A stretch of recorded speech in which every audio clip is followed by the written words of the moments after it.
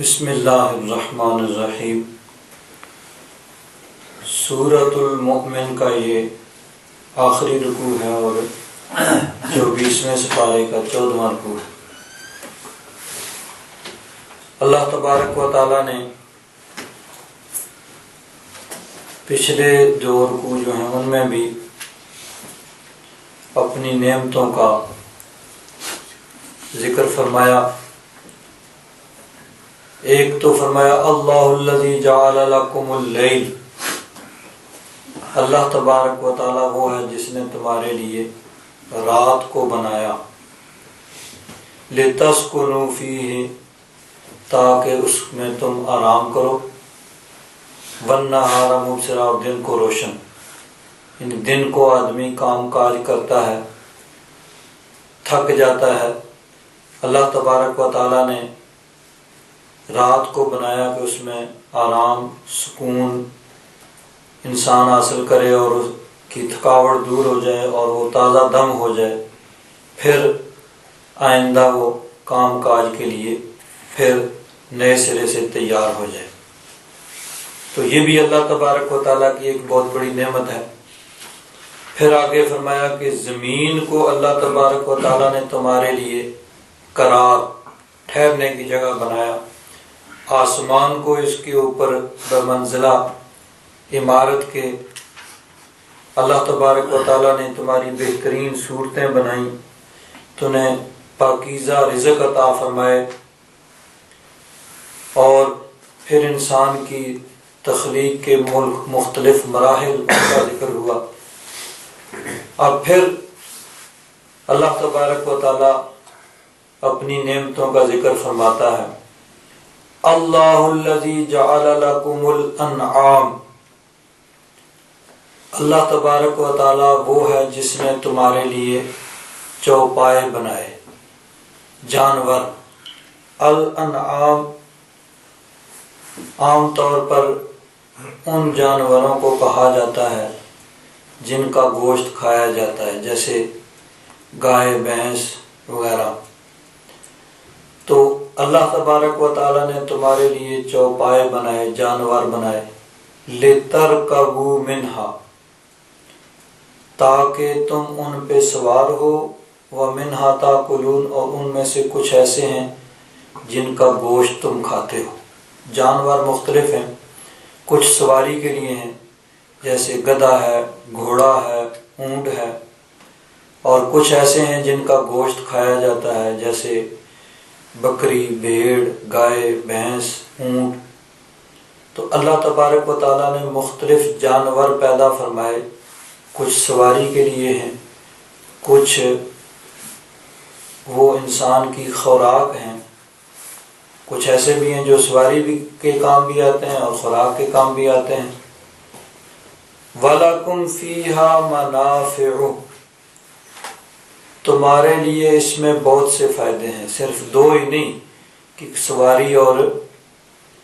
ان کا گوشت کھانا، بلکہ بعض جانوروں کی اون جو ہے وہ بھی انسان کے کام آتی ہے، اس سے مختلف چیزیں بنتی ہیں، دودھ حاصل کیا جاتا ہے، دودھ سے آگے بہت سی چیزیں بنتی ہیں، یہ بھی جانوروں سے حاصل ہوتا ہے۔ اسی طرح اور بہت سے فوائد انسان کو ان جانوروں سے ملتے ہیں۔ وَلِتَبْلُغُوا عَلَيْهَا حَاجَةً فِي صُدُورِكُمْ، بَلَغَ يَبْلُغُ کا معنی پہنچنا، تاکہ تم پہنچ جاؤ، علیہا ان پہ سوار ہو کے، حَاجَةً فِي صُدُورِكُمْ تمہارے دلوں کے اندر، تمہارے سینوں، صدور صدر ان کی جمع ہے، سینہ یعنی تمہارے دلوں کے اندر جو حاجت ہے، جہاں تم جانا چاہتے ہو وہاں ان پہ سوار ہو کے پہنچ جاؤ۔ پرانے زمانے میں سواری کا واحد ذریعہ یہی جانور تھے، اونٹ، گھوڑا، گدھا، اس طرح جانوروں پہ سوار ہو کے انسان سفر کرتے تھے۔ تو اللہ تبارک و تعالیٰ نے فرمایا کہ اس میں تمہارے بہت سے فائدے ہیں، صرف یہی نہیں کہ ان پہ سوار ہوتے ہو یا گوشت کھاتے ہو، بلکہ اور بہت سے فوائد ہیں، اور تم ان پہ سوار ہو کے دور دراز کے سفر جو ہیں وہ طے کرتے ہو۔ وَعَلَيْهَا وَعَلَى الْفُلْكِ تُحْمَلُونَ، اور جانوروں پہ اور کشتیوں پہ تم سوار کیے جاتے ہو، یعنی خشکی میں جانوروں کے اوپر سفر کیا جاتا تھا اور سمندر میں کشتیوں میں بحری جہازوں میں سوار ہو کے سفر کیا جاتا تھا۔ تو اب نہ صرف یہ کہ اس پہ سفر کیا جاتا ہے بلکہ بوجھ اس کو اٹھانے کے بھی کام آتے ہیں کہ وہ بوجھ جو انسان خود نہیں اٹھا سکتا وہ بھی جانوروں پہ لاد کے خود بھی سوار ہو کے دور دراز کے سفر انسان طے کرتا ہے۔ اسی طرح قرآن پاک میں دوسرے مقام پر بھی اللہ تبارک و تعالیٰ نے ان نعمتوں کا ذکر کیا۔ ارشاد فرمایا والانعام، یہ سورۃ النحل ہے 14واں سپارہ، والانعام خلقها لکم، اللہ تبارک و تعالیٰ نے تمہارے لیے جانور پیدا کیے، فیہا دفء و منافع و منہا تاکلون، اس میں تمہارے لیے بہت فائدے ہیں اور ان میں سے تم گوشت کھاتے ہو، وَلَكُمْ فِيهَا جَمَالٌ، تمہارے لیے اس میں خوبصورتی ہے، حین تریحون و حین تسرحون، جب صبح اور شام تم ان کو لے کر جاتے ہو، وَتَحْمِلُ أَثْقَالَكُمْ، اور تمہارے بھاری بوجھ اٹھا کے لے جاتے ہیں، إِلَى بَلَدٍ، اس شہر کی طرف، لَمْ تَكُونُوا بَالِغِيهِ، جہاں تم اس بوجھ کو نہیں لے جا سکتے تھے، الا بشق الانفس، مگر بڑی مشقت کے ساتھ۔ تو بڑی مشقت کے ساتھ جہاں تم لے جا سکتے تھے بڑی آسانی سے تم اس سامان کو، بوجھ کو گدھے پہ، گھوڑے پہ، اونٹ پہ رکھتے ہو اور خرامہ خرامہ لے کے اس کو چلے جاتے ہو۔ ان ربکم لرؤوف الرحیم، بے شک تمہارا رب بڑا مہربان رحم فرمانے والا ہے۔ والخیل والبغال والحمیر لترکبوها وزینہ، خیل، گھوڑے، گدھے، خچر، یہ اس لیے ہیں کہ تاکہ تم ان پہ سوار ہو، تمہارے لیے زیب و زینت کا باعث ہے۔ اللہ تبارک و تعالیٰ نے یہ بھی انسان کے فائدے کے لیے پیدا کیے۔ اب دیکھیے کائنات کی ہر چیز کو اللہ تبارک و تعالیٰ نے انسان کے فائدے کے لیے بنایا۔ پہلا سپارہ ہے اور پہلے سپارے کا یہ تیسرا رکوع یہاں ختم ہوتا ہے۔ هو الذی خلق لکم ما فی الارض جمیعا، اللہ تبارک و تعالیٰ وہ ہے جس نے جو کچھ زمین میں ہے سب تمہارے فائدے کے لیے پیدا کیا ہے۔ تو تمام چیزوں کو اللہ تبارک و تعالیٰ نے انسان کے فائدے کے لیے بنایا۔ اور انسان کو کس کے لیے بنایا؟ انسان کی تخلیق کا مقصد اللہ تبارک و تعالیٰ نے اس کو بھی قرآن پاک میں بیان فرمایا۔ ارشاد فرمایا وَمَا خَلَقْتُ الْجِنَّ وَالْإِنسَ إِلَّا لِيَعْبُدُونَ، کہ ہم نے جنوں اور انسانوں کو صرف اس لیے پیدا کیا ہے کہ وہ میری عبادت کریں۔ تو ہر چیز کو اللہ تبارک و تعالیٰ نے انسانوں کے لیے پیدا کیا اور انسان کو اللہ تبارک و تعالیٰ نے اپنی عبادت کے لیے پیدا کیا۔ ہم سمجھتے ہیں کہ ہم دنیا میں آئے ہیں کھانے کے لیے، پینے کے لیے، موج کرنے کے لیے، نہیں،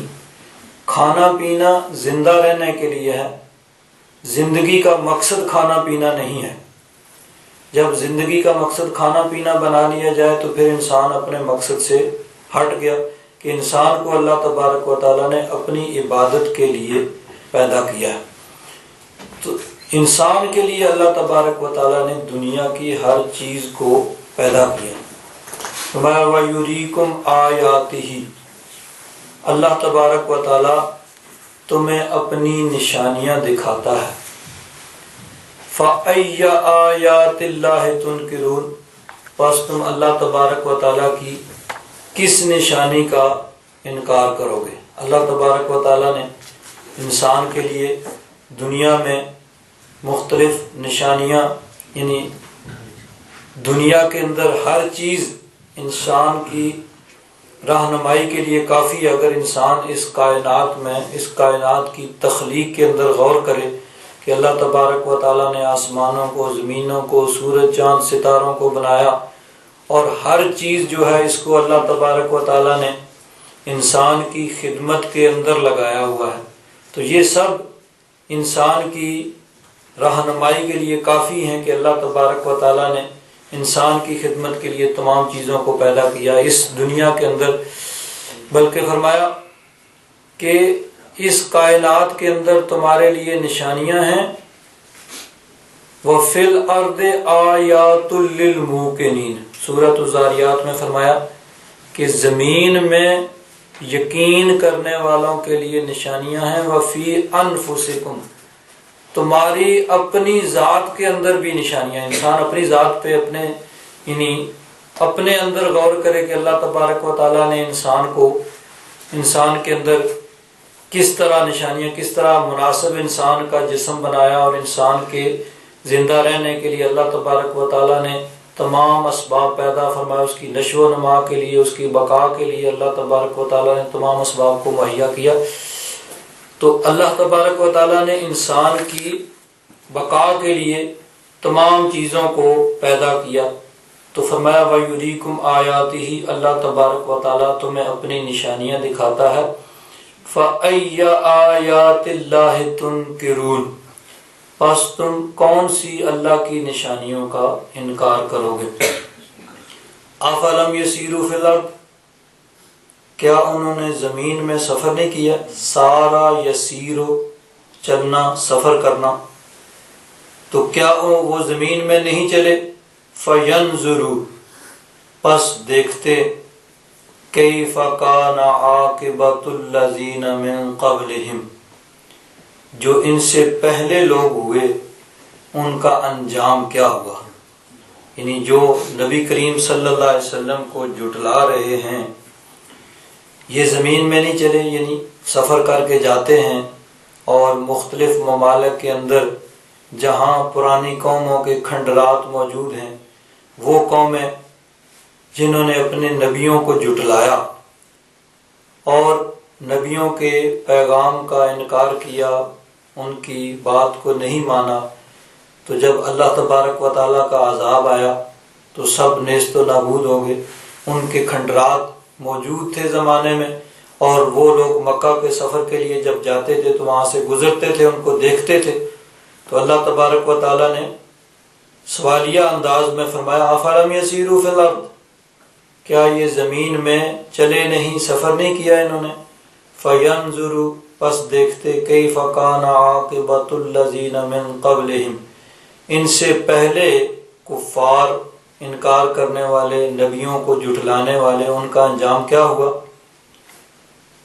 اور یہ بات نہیں ہے کہ وہ لوگ کمزور تھے اور یہ مضبوط ہیں، اور وہ کمزور تھے اس لیے اللہ تبارک و تعالیٰ کی پکڑ میں آ گئی، اور یہ مضبوط ہیں، یہ اللہ تبارک و تعالیٰ کی پکڑ میں نہیں آئیں گے۔ فرمایا کانوا اکثر منہم، تعداد میں وہ ان سے زیادہ تھے، وہ کثیر تعداد میں تھے، ان کی تعداد بھی بہت زیادہ تھی۔ وَأَشَدَّ قُوَّةً، اور قوت کے اعتبار سے بھی ان سے شدید تھے، نہ تو وہ کمزور تھے، نہ ان کی تعداد تھوڑی تھی، قلت تعداد اور کمزوری نہیں، تعداد بھی ان کی بہت زیادہ تھی، اور قوت، طاقت، پاور کے اعتبار سے بھی وہ ان سے شدید تھے۔ وَآثَارًا فِي الْأَرْضِ، اور زمین کو آباد کرنے، زمین میں اپنے آثار، نشان قدم چھوڑنے کے اعتبار سے بھی وہ ان سے سخت تھے، یعنی زمین کے اندر انہوں نے بڑے بڑے محلات بنائے، بڑے بڑے قلعے تعمیر کیے، اور بہت سی چیزیں انہوں نے بنائیں۔ فَمَا أَغْنَى عَنْهُمْ مَا كَانُوا يَكْسِبُونَ، پس نہ نفع دیا ان کو جو وہ کماتے تھے، یعنی جو انہوں نے دنیا کے اندر کمایا، جو جمع کیا، جو انہوں نے چیزیں بنائیں، اللہ تبارک و تعالیٰ کے عذاب سے ان کو نہ بچا سکیں۔ فما، یہ جو ما ہے، ما کبھی سوالیہ ہوتا ہے، سوال کرنے کے لیے ہوتا ہے اور کبھی نفی کے لیے ہوتا ہے۔ یہاں دونوں معنی اس کے میں درست ہے۔ مفسرین کرام فرماتے ہیں کہ دونوں معنی یہاں درست ہیں، اور دونوں معنوں کے اعتبار سے یعنی اگر اس کو نافیہ کریں تو نفی کا معنی دے گا ہوگا فما اغنا عنہم، پس نہیں نفع دیا ان کو، جو کچھ وہ کماتے تھے اس نے ان کو کوئی فائدہ نہیں دیا، یعنی ان کی کمائی اور ان کی جمع شدہ پونجی اور ان کے لاؤ لشکر وہ اللہ تبارک و تعالیٰ کے عذاب سے ان کو نہ بچا سکے۔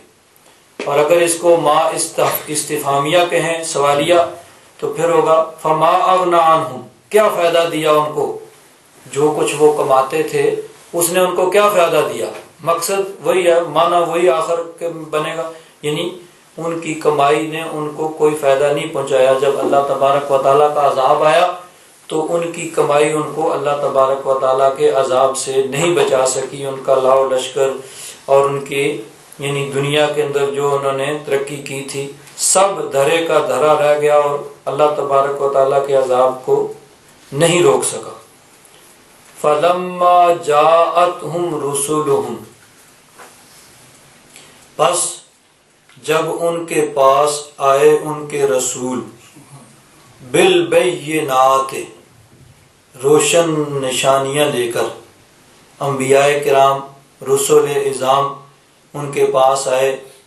اللہ تبارک و تعالیٰ نے ان کو معجزات عطا فرمائے، واضح نشانیاں لے کر جب رسول ان کے پاس تشریف لائے، فرحہ کا معنی خوش ہونا،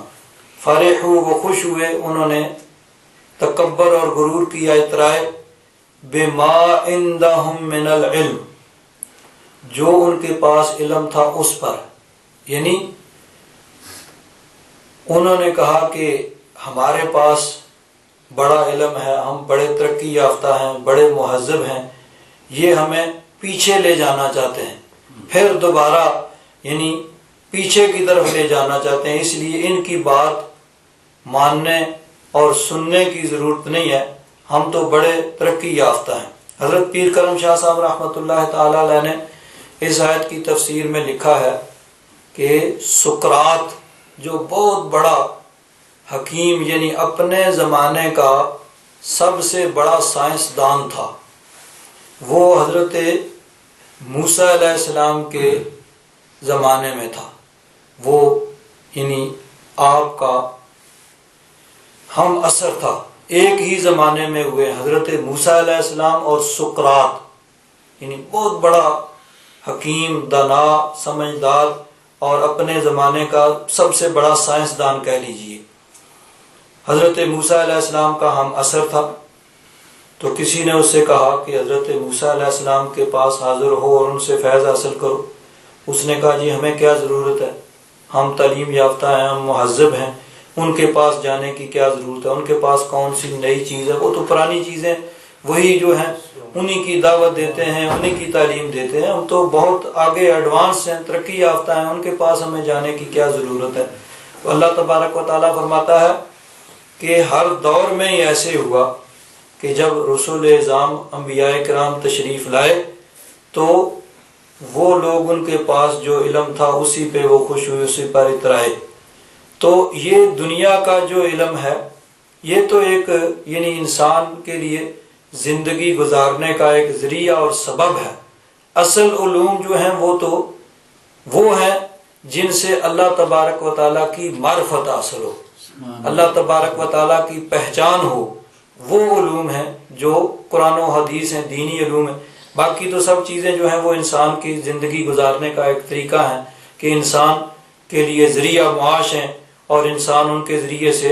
اپنی روزی کماتا ہے اور ان کے ذریعے سے انسان اپنے کسب معاش کرتا ہے۔ تو وہ لوگ جو تھے انہوں نے اسی پہ اترائے، اور اس کا ایک مفہوم یہ بھی بیان کیا گیا ہے کہ جو عقائد و نظریات انہوں نے پہلے سے سن رکھے تھے اور جس طریقے پہ وہ چل رہے تھے، ان کے خود ساختہ عقائد و نظریات، انہی کے ساتھ انہوں نے چمٹے رہنا پسند کیا کہ نہیں بھائی ہم ان کو چھوڑ نہیں سکتے، ہم انہی کے ساتھ چمٹے رہیں گے۔ یہ جو عقائد و نظریات ہم نے اپنے باپ دادا سے سنے ہیں، ہم اس کو نہیں چھوڑ سکتے۔ رسولوں کی تعلیمات کو انہوں نے نہیں مانا، ان کی طرف انہوں نے توجہ نہیں دی، بلکہ اپنے خود ساختہ عقائد و نظریات جس پہ ان کے باپ دادا چل رہے تھے، انہی پہ انہوں نے چمٹے رہنا، ان کے ساتھ اس بات کو انہوں نے گوارا کیا کہ نہیں، ہم انہی کے ساتھ رہیں گے۔ یہاں ایک بات قابل غور ہے، قرآن پاک میں بار بار کفار کی مذمت اس وجہ سے کی گئی ہے کہ وہ یہ کہتے تھے کہ ہم نے اپنے باپ دادا کو جو کام کرتے ہوئے پایا ہے ہم اس کو نہیں چھوڑیں گے۔ وہ کہتے تھے کہ یہ یعنی نبی کریم صلی اللہ علیہ وسلم ہمیں بتوں کی پوجا سے روکتے ہیں، کہتے ہیں کہ اللہ تعالیٰ کو وحدہ لا شریک مانو، حالانکہ ہمارے آباء و اجداد وہ سب کے سب انہی بتوں کے پجاری تھے، انہی بتوں کے معتقد تھے اور اسی طریقے پہ چل رہے تھے، اس لیے ہم ان کے طریقے کو نہیں چھوڑیں گے اور اس نئے طریقے کو نہیں اپنائیں گے۔ ہم نے جو کام اپنے باپ دادا کو کرتے دیکھا ہے اسی پہ چلیں گے۔ اب یہ قرآن پاک میں جا بجا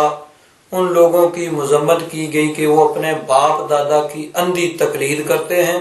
انہی کے پیچھے چلتے ہیں اور رائے حق کو قبول نہیں کرتے۔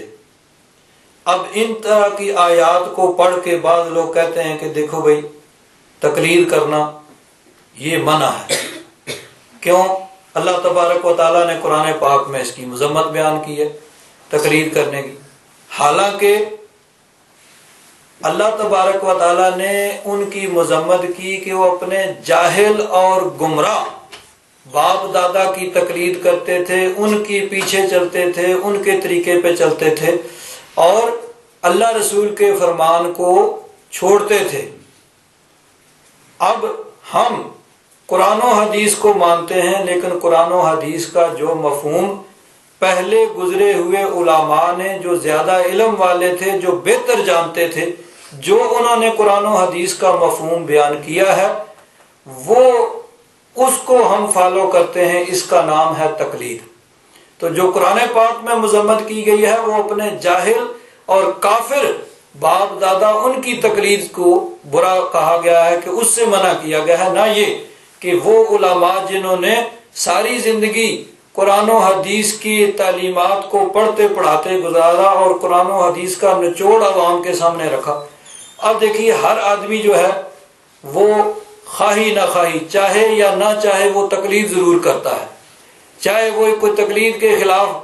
جہاد کرنے والا ہو وہ بھی تقلید کرتا ہے۔ اب بات کیا ہے کہ ہم نے قرآن پاک کو ماننا ہے، کیسے مانیں؟ ہمیں تو قرآن پاک بمشکل پڑھنا آتا ہے، اس کا مفہوم نہیں آتا، ہم قرآن پاک پہ عمل کیسے کریں؟ حدیث پاک کا ہمیں پتہ ہی نہیں ہے، حدیث پاک پہ عمل کیسے کریں؟ ظاہر بات ہے کہ جو جاننے والے ہیں جو وہ مفہوم بتائیں گے ہمیں وہ ماننا پڑے گا، اسی کا نام تقلید ہے۔ اب جو کہتے ہیں تقلید نہیں کرنی چاہیے وہ بھی کرتے ہیں، کہتے ہیں جی قرآن پاک ترجمہ میں موجود ہے۔ اب ترجمہ بھی جس نے جو کیا ہمیں تو نہیں پتہ صحیح کیا ہے غلط کیا ہے، جس طرح کا ترجمہ ہمیں مل جائے گا ہمارا وہی عقیدہ نظریہ ہو جائے گا، تو گویا اس کی ہم نے تقلید کر لی۔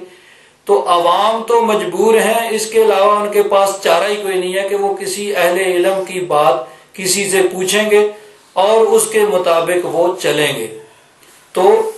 یہ چیز جو ہے یہ ضروری ہے، اس کے بغیر تو اب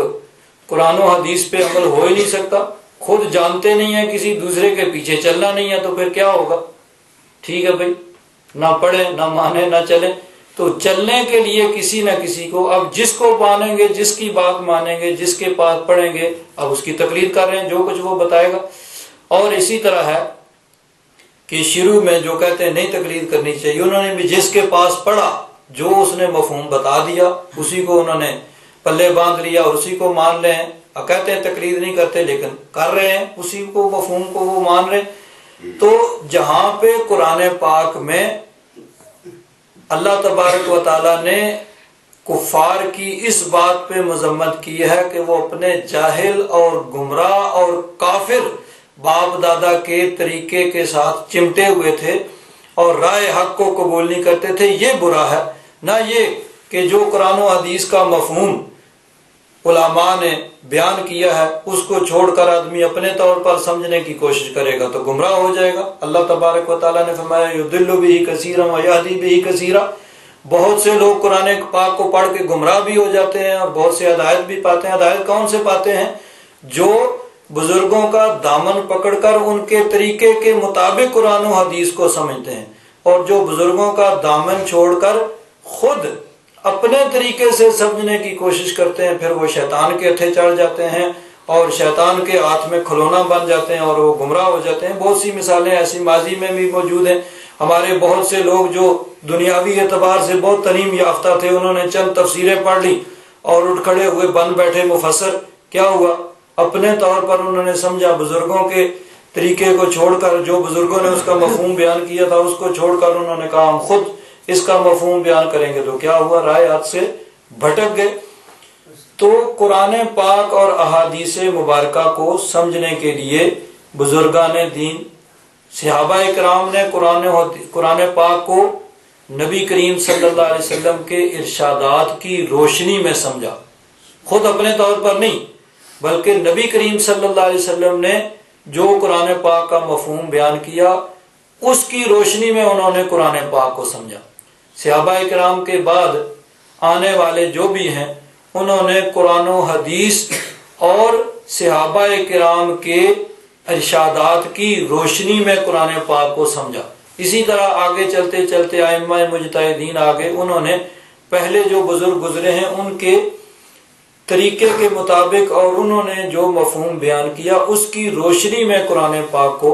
سمجھا. اور اسی میں عافیت ہے، اسی میں انسان جو ہے وہ چلے گا تو تبھی وہ راہ راست پہ رہے گا. جب وہ اس راستے سے ہٹے گا، نبی کریم صلی اللہ علیہ وسلم کا ارشاد گرامی ہے کہ تم جماعت کے ساتھ اپنے آپ کو لازم رکھو. جب جماعت سے الگ ہوگے تو جو جماعت سے الگ ہوگا وہ شیطان کے ہتھے چڑھ. حضرت علی رضی اللہ تعالیٰ عنہ کا فرمان بھی ہے نہج البلاغہ کے اندر، آپ نے فرمایا کہ ایاکم والجماع، تم جماعت کے ساتھ اپنے آپ کو وابستہ رکھو کہ جو جماعت سے الگ ہٹتا ہے اس کی مثال اس بکری کی ہے جو اپنے ریوڑ سے الگ ہو جاتی ہے. تو جو بھی بکری ریوڑ سے الگ ہوتی ہے وہ بھیڑیے کا لقمہ بن جاتی ہے. تو جو بھی آدمی جماعت سے الگ ہو کر اپنے الگ نظریات قائم کرے گا وہ شیطان کے ہتھے چڑھ جائے گا. تو اس لیے قرآن پاک کے اندر یہ جو بیان کیا گیا ہے ان کی مذمت کی گئی ہے کہ وہ اپنے جاہل، گمراہ اور کافر باپ دادا کے طریقے کے ساتھ چمٹے رہتے تھے اور انبیاء کرام کے نظریات کو وہ نہیں مانتے تھے. اللہ تبارک و تعالیٰ نے فرمایا فَلَمَّا جَاءَتْهُمْ رُسُلُهُمْ بِالْبَيِّنَاتِ، پس جب ان کے پاس ان کے رسول کھلی نشانیاں لے کر آئے، فَرِحُوا بِمَا عِنْدَهُمْ مِنَ الْعِلْمِ، جو ان کے پاس علم تھا اس پہ وہ اترانے لگے. ایک تو یہ کہ دنیاوی علوم جو ان کے پاس تھے انہوں نے کہا ہم ترقی یافتہ ہیں، ہمیں اب پیچھے کی طرف دیکھنے کی ضرورت نہیں ہے، ان کے پیچھے لگنے کی ضرورت نہیں ہے. اور دوسرا یہ ہے کہ جو انہوں نے عقائد و نظریات پہلے سے اختیار کیے ہوئے تھے، اپنے باپ دادا کو جس گمراہی پہ انہوں نے چلتے ہوئے دیکھا تھا انہوں نے اسی کے ساتھ چمٹا رہنا پسند کیا، نہ کہ انبیاء کرام کی تعلیمات کو انہوں نے اپنایا. اللہ تبارک و تعالیٰ فرماتا ہے وَحَاقَ بِهِمْ، اور ان کو گھیر لیا، مَا كَانُوا بِهِ يَسْتَهْزِئُونَ، جس چیز کا وہ مذاق اڑایا کرتے تھے اسی نے ان کو گھیر لیا، یعنی جس عذاب کا وہ مذاق اڑاتے تھے اسی نے ان کو ہلاک کر دیا، تباہ و برباد کر دیا. فَلَمَّا رَأَوْا بَأْسَنَا، پس جب انہوں نے ہمارے عذاب کو دیکھا، قَالُوا آمَنَّا بِاللَّهِ، انہوں نے کہا ہم اللہ پر ایمان لے آئے. پہلے تو انبیاء کرام کا کیا انکار اور کہا، کچھ لوگوں نے کہا ہم بڑے ترقی یافتہ ہیں، ہمیں ان کی تعلیمات کی ضرورت نہیں ہے، ہم بہت آگے جا چکے ہیں، پیچھے آنے کی ضرورت نہیں ہے. کچھ لوگوں نے کہا ہم اپنے باپ دادا کے نظریات جو کچھ انہیں کرتا ہوا دیکھا ہے، جو عقیدہ نظریہ جو عمل ان کا تھا ہم اسی پہ قائم رہیں گے، ان کی بات سننے کی ضرورت نہیں ہے، ان کا مذاق اڑایا۔ لیکن جب فلما رأوا بأسنا، جب اللہ تبارک و تعالیٰ کا عذاب آ گیا، رب ذوالجلال ارشاد فرماتا ہے جب ہمارا عذاب انہوں نے دیکھ لیا، قالوا کہنے لگے آمنا باللہ، ہم ایمان لائے اللہ پر، وحدہ، اللہ جو وحدہ لا شریک ہے، جس کا کوئی شریک نہیں، اس پہ ایمان لائے، وکفرنا، اور ہم نے انکار کیا، بما کننا بہ مشرکین، وہ جن کو ہم اس کا شریک ٹھہراتے تھے۔ اس وقت جب عذاب کو دیکھ لیا تو اب کہا کہ ہم اللہ وحدہ لا شریک پر ایمان لاتے ہیں اور جن کو اس کا شریک ٹھہراتے تھے ان کا انکار کرتے ہیں۔ لیکن اس وقت کا ان کا ایمان لانا وہ قابل قبول نہیں تھا۔ اللہ تبارک و تعالیٰ نے فرمایا فَلَمْ يَكُ يَنْفَعُهُمْ إِيمَانُهُمْ، پس نہیں تھا ان کا ایمان ان کو نفع دینے والا، لما رأوا بأسنا، جب انہوں نے ہمارا عذاب دیکھ لیا۔ اب عذاب دیکھنے کے بعد ان کا ایمان لانا ان کے لیے سود مند اور فائدہ مند نہیں تھا، بلکہ اس سے پہلے کا عذاب جو ہے وہ قابل قبول ہے، اس وقت کا ایمان لانا وہ قابل قبول نہیں ہے۔ چنانچہ دیکھیے قرآن پاک کے اندر اللہ تبارک و تعالیٰ نے اسی چیز کو اور مقامات پہ بھی بیان فرمایا۔ سورۃ الانعام اس کا آخری رکوع ہے، فرمایا هل ينظرون، یہ لوگ کس چیز کا انتظار کر رہے ہیں؟ کفار مکہ جو نہیں مانتے تھے، انکار کرتے تھے، فرمایا یہ کس کا انتظار کر رہے ہیں؟ الا ان تأتیہم الملائکہ، کیا صرف اس چیز کا انتظار کر رہے ہیں کہ آ جائیں فرشتے، اور یاتی ربک، یا آپ کا رب آ جائے، یعنی رب کا عذاب آ جائے، اور یاتی بعض آیات ربک،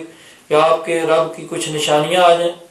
یوم یاتی بعض آیات ربک، جس دن آپ کے رب کی کچھ نشانیاں آ جائیں گی، لا ينفع نفسا ایمانہا، نہیں نفع دے گا کسی جان کو اس کا ایمان، لم تکن آمنت من قبل، جو پہلے ایمان نہیں لائے تھی، او کسبت فی ایمان خیرہ، اور یا جس نے ایمان لا کے نیکی نہیں کی تھی، اس وقت کا ایمان لانا ان کو فائدہ نہیں دے گا۔ تو اس وقت کا ایمان جو ہے وہ قابل قبول نہیں ہے، بلکہ اس سے پہلے کا ایمان جو ہے وہ قابل قبول ہے۔ اس وقت تو فرعون جیسا متکبر اور غرور کرنے والا، بلکہ اپنے آپ کو خدا کہلوانے لگا، وہ بھی مان جاتا ہے، لیکن اس وقت کا ایمان جو ہے وہ قابل قبول نہیں ہوتا۔ فرعون جو تھا، فرعون اس نے رب تبارک و تعالیٰ کی ذات کا ہی انکار کر دیا اور کہا کہ میں ہی خدا ہوں، بلکہ کہا انا ربکم الاعلی، میں سب سے بڑا رب ہوں۔ حضرت موسیٰ علیہ السلام اس کے پاس گئے، اس کو ایمان کی دعوت دی، کہا کس پہ ایمان لانے کی دعوت دیتے ہو؟ حضرت موسیٰ علیہ السلام نے فرمایا رب العالمین پر ایمان لانے کی دعوت۔ اس نے کہا میرے علاوہ کوئی اور بھی ہے؟ میں ہی ہوں۔ کہنے لگا انا ربکم الاعلی، میں تمہارا سب سے اعلیٰ سب سے بڑا رب ہوں۔ اپنے آپ کو رب اعلیٰ کہنے والا، سب سے بڑا رب کہلوانے والا، اور اپنے آپ کو سجدہ کروانے والا، اس کا جب وہ وقت آیا، کون سا؟ کہ حضرت موسیٰ علیہ السلام بحکم رب العالمین، رب تبارک و تعالیٰ کے حکم سے بنی اسرائیل کو لے کر مصر سے نکلتے ہیں رات کے وقت۔ صبح فرعون کو پتہ چلا تو وہ بھی اپنے لشکروں سمیت پیچھا کرتا ہوا آ پہنچا، بحر کلزم کے کنارے پہ پہنچے۔ حضرت موسیٰ علیہ السلام نے رب ذوالجلال کے حکم سے عصا اپنا ڈنڈا مارا، 12 رستے بن گئے، 12 قبیلے، اور وہ سارے قبیلے جو ہیں وہ چلتے چلتے پار جا رہے ہیں۔ جب وہ پار جا چکے ادھر سے، فرعون بھی اپنے لشکروں سمیت پچھلے کنارے پہ پہنچ گیا۔ حضرت موسیٰ علیہ السلام نے چاہا کہ دوبارہ ڈنڈا مار کے ان رستوں کو ختم کر دیں۔ اللہ تبارک و تعالیٰ نے فرمایا پیارے موسیٰ ابھی رہنے دو، اس کا انجام بھی اب آنے والا ہے۔ اب وہ بھی جب دیکھا رستہ بنا ہوا ہے اور یہ سب کے سب ان پہ گزر چکے ہیں، اس نے بھی حکم دیا، آگے آگے اپنے گھوڑے پہ سوار ہے، پیچھے اس کے لشکر، سب کے سب انہی رستوں پہ چل پڑتے ہیں۔ جب درمیان میں پہنچ جاتے ہیں، آخری لشکری جو ہے وہ بھی سمندر کے اندر آ جاتا ہے، اب حکم آتا ہے اللہ تبارک و تعالیٰ کا کہ اب مارو اپنا عصا۔ حضرت موسیٰ علیہ السلام نے عصا مارا تو سب کے سب رستے ختم ہو گئے، سب کے سب دریا کے اندر، اسی سمندر کے اندر غرق ہو گئے۔ اب جب فرعون ڈوبنے لگا تو اب کیا کہتا ہے اللہ تبارک و تعالیٰ؟ ارشاد فرماتا ہے وَجَاوَزْنَا بِبَنِي إِسْرَائِيلَ الْبَحْرَ، ہم نے بنی اسرائیل کو سمندر سے پار گزار دیا۔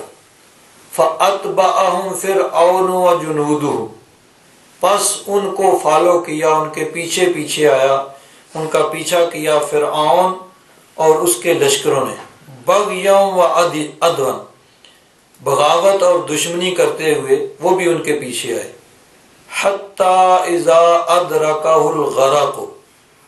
جب غرق نے اس کو پکڑ لیا، یعنی جب ڈوبنے لگا، قال، اس وقت وہ فرعون کہتا ہے آمنتو،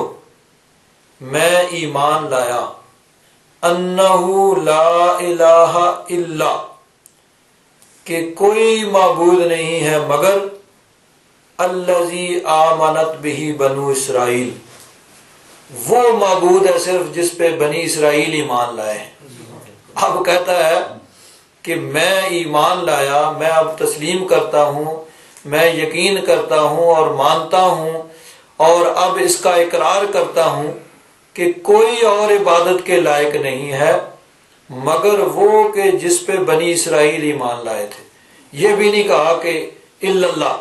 صرف اللہ، بلکہ کہتا ہے کو پہلے کہہ چکا تھا نا ربکم الاعلی، سب سے بڑا رب میں ہوں، تو اب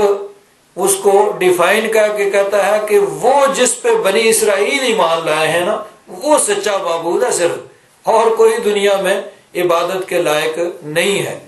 کہ الا اللہ کہتا تو پھر بھی یہ شبہ کبھی ہو سکتا تھا کہ یہ کہے بھئی میں ہی اللہ ہوں، تو اس لیے ڈیفائن کر کے وہ کہتا ہے کہ نہیں، صرف وہ جس پہ بنی اسرائیل ایمان لائے ہیں وہی معبود ہے، وہی عبادت کے لائق ہے، اور کوئی عبادت کے لائق نہیں ہے۔ حتی اذا ادرکہ الغرق، جب ڈوبنے لگا، قال آمنت انہ لا الہ الا الذی آمنت بہ بنو اسرائیل، کہنے لگا میں اقرار کرتا ہوں، میں ایمان لاتا ہوں، میں مانتا ہوں کہ عبادت کے لائق کوئی نہیں ہے مگر وہ جس پہ بنی اسرائیل ایمان لائے ہیں، یعنی وہ رب صرف عبادت کے لائق ہے۔ وَأَنَا مِنَ الْمُسْلِمِينَ، اور میں مسلمین میں سے، ماننے والوں میں سے، تسلیم کرنے والوں میں سے ہوں۔ اللہ تبارک و تعالیٰ کی طرف سے جواب آیا الآن، اب مانتا ہے، وَقَدْ عَصَيْتَ قَبْلُ، پہلے تو بڑا نافرمان تھا، پہلے تو بڑا تو تکبر اور غرور کرتا تھا اور کہتا تھا انا ربکم الاعلی، میں سب سے بڑا رب ہوں۔ تو پہلے تو اپنے آپ کو سب سے بڑا خدا کہتا تھا، اور اب کہہ رہا ہے کہ مانتا ہوں، الآن وقد عصیت وقبل وکنت من المفسدین، وقد عصیت قبل، پہلے تو نافرمانی کرتا تھا اور بڑا فسادی تھا، زمین میں تو نے فساد پھیلا رکھا تھا، جس کو چاہا پکڑ لیا، جس کو چاہا قتل کر دیا، جس کو چاہا اٹھا لیا، یعنی مطلقاً عنان حکومت، اور کسی کو یعنی بولنے کی اجازت نہیں، اور مخلوق خدا کو تو نے اس طرح یعنی دبا کے رکھا ہوا تھا، اور اب کہتا ہے کہ مانتا ہوں نہیں۔ فرمایا فَالْيَوْمَ نُنَجِّيكَ بِبَدَنِكَ، آج بچے گا نہیں، مر جائے گا، آج تیرا آخری وقت آ چکا ہے، لیکن ہاں ہم یہ کریں گے، آج تیرے اس بدن کو ہم بچا لیں گے، مر جائے گا لیکن اس کے بعد تیرا یہ بدن بچا کے رکھیں گے، لِتَكُونَ لِمَنْ خَلْفَكَ آیَةً، تاکہ پیچھے آنے والوں کے لیے تو نشانی بن جائے، بعد میں آنے والوں کو پتہ چلے بھئی یہ بھی کوئی تھا جس نے تکبر کیا تھا، غرور کیا تھا، جو اپنے آپ کو خدا کہلواتا تھا، وہ رب تبارک و تعالیٰ کی پکڑ سے نہیں بچ سکا، تاکہ بعد میں آنے والوں کے لیے تو سامانِ عبرت بن جائے، بعد والے دیکھ کے تجھ سے عبرت حاصل کریں۔ لِتَكُونَ لِمَنْ خَلْفَكَ آیَةً، تاکہ بعد میں آنے والوں کے لیے تو یہ ایک نشانی بن جائے۔ وَإِنَّ كَثِيرًا مِّنَ النَّاسِ عَنْ آيَاتِنَا لَغَافِلُونَ، اور بہت سے لوگ جو ہماری نشانیوں سے غافل ہیں۔ کہتے ہیں کہ آج بھی مصر کے اندر فرعون کا جسم جو ہے وہ وہاں یعنی میوزیم کے اندر وہ موجود ہے،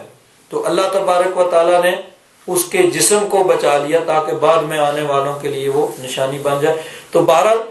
اس وقت کا ایمان لانا جو ہے وہ قابل قبول نہیں تھا، اس وقت تو وہ بھی ایمان لے آیا۔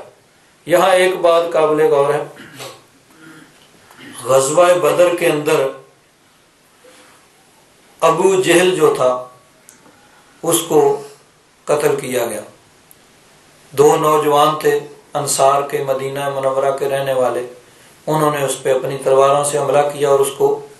خاک و خون کے اندر تڑپا دیا۔ جب جنگ ختم ہو گئی، 70 کافر جو ہے وہ مارے گئے، 70 گرفتار ہوئے، باقی بھاگ گئے۔ تو نبی کریم صلی اللہ علیہ وسلم نے فرمایا کون ہے جو ابو جہل کی خبر لے کے آئے؟ حضرت عبداللہ بن مسعود کہتے ہیں میں نے عرض کیا یا رسول اللہ میں اس کی خبر لے کے آتا ہوں۔ فرماتے ہیں میں گیا میدان جنگ کی طرف تو دیکھا کہ ابو جہل پڑا ہوا ہے اور وہ قریب المرگ ہے، یعنی ابھی اس کی موت واقعہ نہیں لیکن کسر بھی کوئی نہیں تھی، مرنے کے بالکل قریب تھا۔ اتنا وہ زخمی انہوں نے کر دیا تھا کہ اب وہ بچ نہیں سکتا تھا، قریب المرگ تھا لیکن ابھی جان نہیں اس کی نکلی تھی۔ حضرت عبداللہ بن مسعود فرماتے ہیں میں نے اس کو کہا ظالم اب تو نے دیکھ لیا؟ تو اس نے پھر بھی تکبر اور غرور کیا، کہنے لگا مجھے افسوس اس بات کا ہے کہ 2 کسانوں کے بیٹوں نے مجھے قتل کیا ہے، کوئی بڑا سردار ہوتا، کوئی بڑا جنگجو ہوتا وہ بھی مجھے مارتا۔ ایک روایت میں یہ بھی آتا ہے کہ اس نے کہا حضرت عبداللہ بن مسعود اس کی گردن کاٹنے لگے،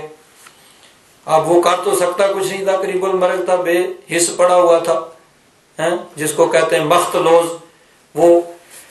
تو کہنے لگا بھئی تم ذرا میری گردن یہاں نیچے سے کاٹنا، کندھے کے قریب سے۔ کہا بھئی اس کس لیے؟ کہنے لگا جی اس لیے کہ جب سروں کے اندر میری گردن پڑی ہوئی تو کسی کو پتا چلے کہ یہ کسی سردار کا سر ہے۔ حضرت عبداللہ بن مسعود نے فرمایا ظالم ابھی تو تکبر کرتا ہے، اس کی گردن کاٹ دی، اس کا کام تمام کیا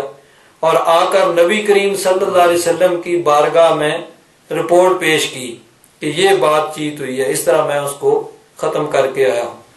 نبی کریم صلی اللہ علیہ وسلم نے فرمایا یہ اس امت کا فرعون تھا، یہ ابو جہل اس امت کا فرعون تھا۔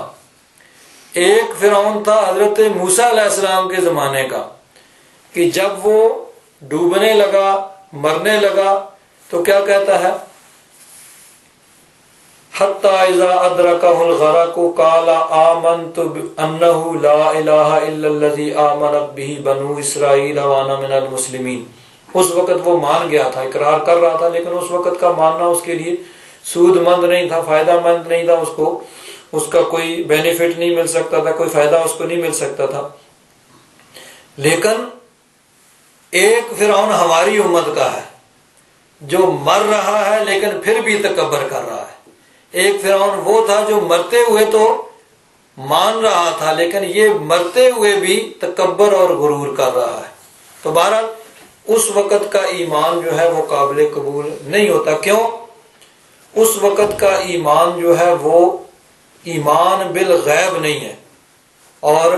معتبر جو ہے وہ ایمان بالغیب ہے۔ اللہ تبارک و تعالیٰ نے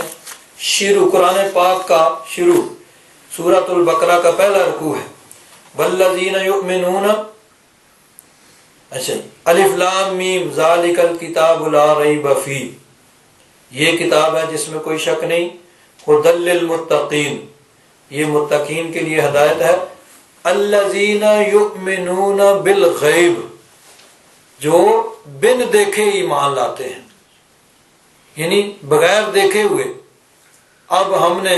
جنت کو دوزخ کو نہیں دیکھا ہے، اللہ تبارک و تعالیٰ کو نہیں دیکھا ہے، لیکن اللہ رسول کا فرمان ہے ہم تمام چیزوں پہ ایمان رکھتے ہیں، تو اس کو ایمان بالغیب کہتے ہیں۔ تو اللہ تبارک و تعالیٰ کی بارگاہ میں معتبر ایمان بالغیب ہے۔ تو اب جب انہوں نے عذاب کو دیکھ لیا تو عذاب کو دیکھنے کے بعد چونکہ وہ ایمان بالغیب نہیں رہا، اس لیے وہ ایمان معتبر نہیں ہے۔ جو فرعون کا ایمان قبول نہیں کیا گیا وہ بھی اسی لیے قبول نہیں کیا گیا کہ وہ ایمان بالغیب نہیں تھا، بن دیکھے نہیں تھا، بلکہ اب انہوں نے عذاب کو دیکھ لیا تھا، تو وہ دیکھنے کے بعد ان کا جو عذاب ہے، جو ان کا ایمان لانا ہے، وہ قابل قبول نہیں تھا۔ تو ایمان بالغیب جب اللہ تبارک و تعالیٰ نے مہلت دی ہے، اللہ تبارک و تعالیٰ نے صحت دی ہے، اللہ تبارک و تعالیٰ نے ہر قسم کی نعمتیں عطا فرمائی ہیں، اس وقت کا ایمان اور اس وقت کی نیکی یہ اللہ تبارک و تعالیٰ کی بارگاہ میں مقبول ہے، اور عذاب دیکھنے کے بعد اور موت کے وقت جو ہے اس وقت کا ایمان جو ہے وہ قابل قبول نہیں ہے۔ اسی طرح دیکھیے قرآن پاک میں اللہ تبارک و تعالیٰ نے یہ بھی فرمایا ہے کہ ایک وقت وہ بھی آئے گا کہ جس وقت لوگ خواہش کریں گے کہ ہمیں دوبارہ واپس کیا جائے۔ جب اللہ تبارک و تعالیٰ کی بارگاہ میں حاضری ہوگی تو اس وقت کفار بدکار وہ لوگ خواہش کریں گے کہ ہمیں واپس کیا جائے، ہم بڑے نیک متقی پرہیزگار ہو جائیں گے، لیکن اس وقت کا ان کا پچھتانا وہ بھی قابل قبول نہیں ہے۔ اللہ تبارک و تعالیٰ نے ارشاد فرمایا وَلَوْ تَرَىٰ إِذْ وُقِفُوا عَلَى النَّارِ، کاش کہ اس وقت کو دیکھو جب یہ دوزخ پہ کھڑے کیے جائیں گے، جہنم کے اوپر کھڑے کیے جائیں گے کفار و مشرکین، فَقَالُوا، اس وقت کہیں گے یا لیتنا نرد، کاش ہمیں لوٹایا جائے، وَلَا نُكَذِّبُ بِآيَاتِ رَبِّنَا، پھر ہم اپنے رب کی نشانیوں کو نہیں جھٹلائیں گے، وَنَكُونَ مِنَ الْمُؤْمِنِينَ، اور مومن ہو جائیں گے۔ تو اس وقت کا وہ ان کا خواہش کرنا یہ قابل قبول نہیں ہوگا، اس وقت پھر ان کو دوبارہ لوٹایا نہیں جائے گا۔ اور اسی طرح قرآن پاک میں ایک جگہ ارشاد فرمایا وَأَنِيبُوا إِلَىٰ رَبِّكُمْ، اور تم رب کی بارگاہ میں عاجزی اور انکساری کرو اور اس کا حکم مانو، وَأَسْلِمُوا لَهُ، اس کی بارگاہ میں سر نیاز کو جھکا لو، سر تسلیم خم کر دو، من قبل ان یأتیکم العذاب، قبل اس کے کہ تمہارے پاس عذاب آ جائے، عذاب کے آنے سے پہلے پہلے تم تسلیم کر لو، ثم لا تنصرون، پھر تمہاری مدد نہیں کی جائے گی، واتبعوا احسن ما انزل الیکم من ربکم، اللہ تبارک و تعالیٰ نے جو بہترین کلام تمہاری طرف اتارا ہے اس کی اتباع کرو، من قبل ان یأتیکم العذاب بغتۃ، قبل اس کی کہ اچانک تم پہ عذاب آ جائے، وانتم لا تشعرون، تمہیں شعور بھی نہ، تمہیں پتہ ہی نہ چلے، ان تقول نفس، کہیں ایسے نہ ہو کہ کوئی آدمی کہے یا حسرتا علی ما فرطت فی جنب اللہ، ہائے افسوس اس کوتاہی پہ جو میں نے اللہ تبارک و تعالیٰ کے متعلق کی ہے، وَإِن كُنتُ لَمِنَ السَّاخِرِينَ، اور میں مذاق اڑانے والوں میں سے تھا، او تقول، یا کوئی کہے لو ان اللہ ہدانی لکنت من المتقین، اگر اللہ مجھے ہدایت دیتا تو میں متقین میں سے ہو جاتا، او تقول حین تری العذاب، یا کوئی کہے جب عذاب کو دیکھ لے لو ان لی کرۃ، کاش کے ایک موقع اور مل جائے، ایک چانس اور مل جائے، فَأَكُونَ مِنَ الْمُحْسِنِينَ، پھر تو میں نیکوں میں سے ہو جاؤں گا، بڑا نیک متقی پرہیزگار ہو جاؤں گا۔ اللہ تعالیٰ نے فرمایا بَلَا قَدْ جَاءَتْكَ آیَاتِي فَكَذَّبْتَ بِهَا وَاسْتَكْبَرْتَ وَكُنْتَ مِنَ الْكَافِرِينَ، نہیں، اللہ تبارک و تعالیٰ نے نشانیاں بھیجی، اللہ تبارک و تعالیٰ نے انبیاء کرام کو بھیجا، اللہ تبارک و تعالیٰ نے کتابوں کو بھیجا، مبلغین نے تبلیغ کی، نیکی کی دعوت دینے والوں نے نیکی کی دعوت دی، نیکی کی طرف بلایا، برائی سے روکا، امر بالمعروف نہی عن المنکر، سارے تقاضے پورے ہو گئے، اس کے باوجود جو نہیں مانا، اس وقت کا ماننا جو ہے وہ قابل قبول نہیں ہوگا۔ تو اللہ تبارک و تعالیٰ نے فرمایا فَلَمَّا رَأَوْا بَأْسَنَا، پس جب انہوں نے ہمارے عذاب کو دیکھ لیا، قَالُوا آمَنَّا بِاللَّهِ، کہنے لگے ہم ایمان لائے اللہ تبارک و تعالیٰ پر، باللہ وحدہ، اللہ تبارک و تعالیٰ پر ایمان لائے جو وحدہ لا شریک ہے، وَكَفَرْنَا بِمَا كُنَّا بِهِ مُشْرِكِينَ، اور جن کو ہم اس کا شریک ٹھہراتے تھے اس کا ہم نے انکار کیا۔ فَلَمْ يَكُ يَنْفَعُهُمْ إِيمَانُهُمْ، پس ان کا ایمان لانا ان کو اس نے نفع نہیں دیا، نہیں نفع دینے والا ان کا ایمان، لما رأوا بأسنا، جب انہوں نے ہمارے عذاب کو دیکھ لیا، سنت اللہ التی قد خلت فی عبادہ، یہی اللہ تبارک و تعالیٰ کا طریقہ ہے جو اس کے بندوں میں جاری ہے۔ یعنی پہلے بھی ایسے ہی ہوا کہ جب اللہ تبارک و تعالیٰ کا عذاب آیا، اللہ تبارک و تعالیٰ کے عذاب کو دیکھ کر اب انہوں نے ماننے کی کوشش کی اور خواہش کی، لیکن اس وقت کا ان کا ماننا جو ہے وہ قابل قبول نہیں تھا۔ سنت اللہ التی قد خلت فی عبادہ، یہی طریقہ ہے اللہ تبارک و تعالیٰ کا، سنت کا معنی طریقہ اپنے بندوں، وَخَسِرَ هُنَالِكَ الْكَافِرُونَ، اور نقصان اٹھایا اس وقت کافروں نے۔ یعنی پہلی بھی جو امتیں آئیں اور ان کی طرف انبیاء کرام تشریف لائے اور انہوں نے ان کو تبلیغ کی، لیکن انہوں نے نہیں مانا۔ پھر جب اللہ تبارک و تعالیٰ کا عذاب آیا تو اس وقت وہ گڑ گڑانے لگے اور خواہش کرنے لگے اور التجا کرنے لگے ان کی، جس طرح حضرت نوح علیہ السلام تشریف لائے، قرآن پاک کے اندر حضرت ہود علیہ السلام کا واقعہ بیان ہوا، حضرت صالح علیہ السلام، حضرت شعیب علیہ السلام، حضرت لوط علیہ السلام، انبیاء کرام سارے تشریف لائے اور سب کا قریب قریب ایک ہی، یعنی ان کا واقعہ ایک طرح ہی ہے کہ انہوں نے کفار کو تبلیغ کی،